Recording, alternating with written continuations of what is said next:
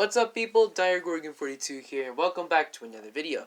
So in today's video, I decided to basically make a, what do I call this? I guess my opinion of what every single best thing in every single section is, because there's a lot of people who sometimes ask me, or just more or less are just wondering what is the best ones to actually buy either Robux or diamonds with in each and every single section.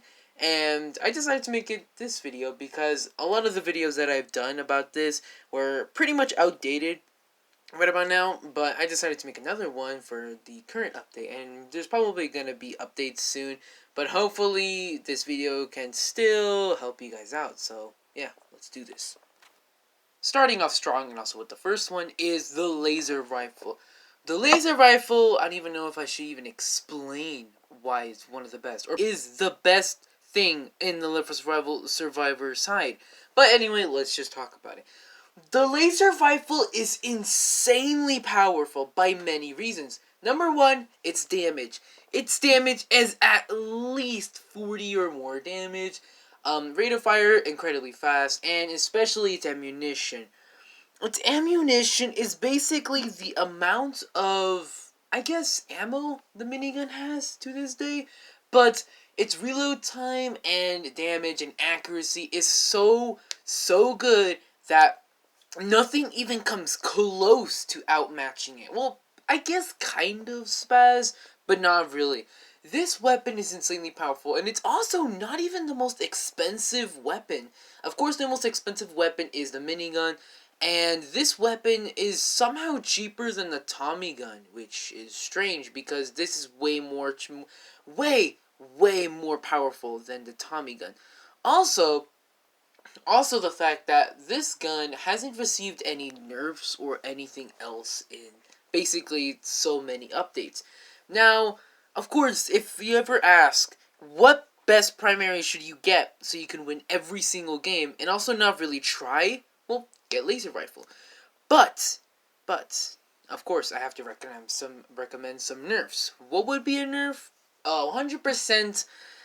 Calm down with the ammunition. Ammunition, there is so much. There's like at least 8 magazines on the side, which is insane. That's the most magazines in the game for something that's cheap and insanely powerful. That and the damage.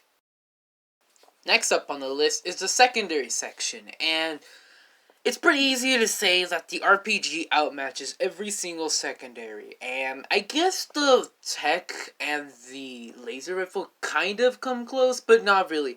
The RPG is basically destined and only meant to do one thing: waste little ammo, but kill tons of infected with one shot. This has a total, of course, 3 side magazines on the side, which is, pretty reasonably good. And more or less, it does more than a few hundred damage, aka 300 damage in total.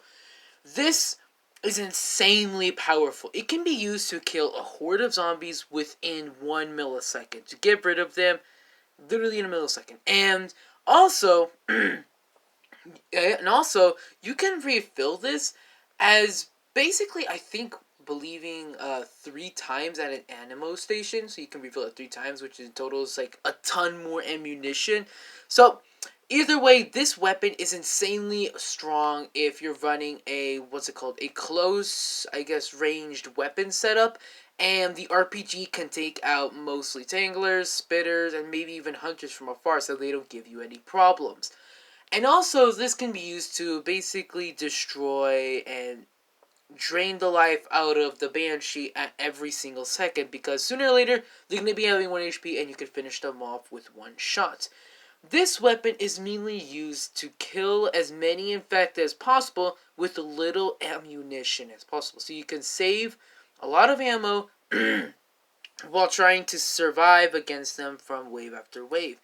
This weapon is, I believe, I don't even know how much Robux it was. Probably just a tiny bit of Robux for an insanely powerful weapon. If you're looking for a secondary that is superiorly stronger and can use little ammunition, or maybe even as like a backup, go for the RPG. And little buffs or nerfs, or mainly nerfs, I don't really know. I don't think this weapon should receive any nerfs, because I mean, it is an RPG. I would say up the price depending where it is. If it's more than, I guess, 300 Robux, tone it down a little bit.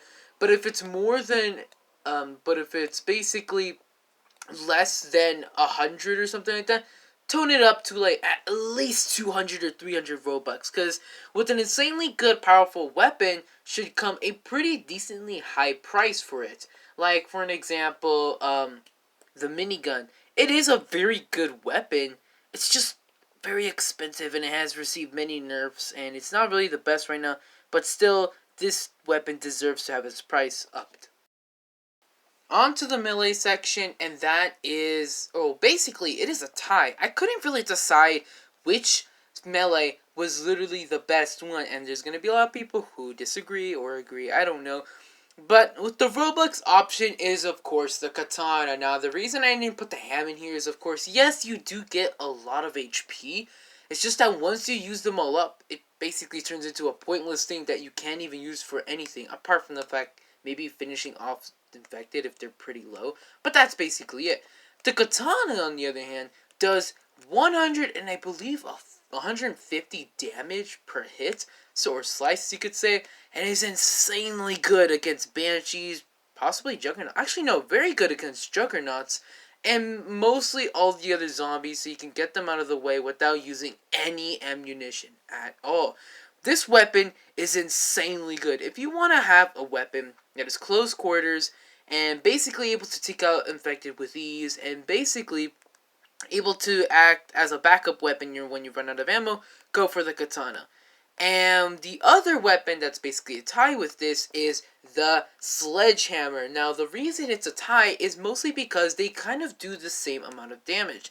The katana does 150, while the sledgehammer does a total of 125 damage. So 25 less there.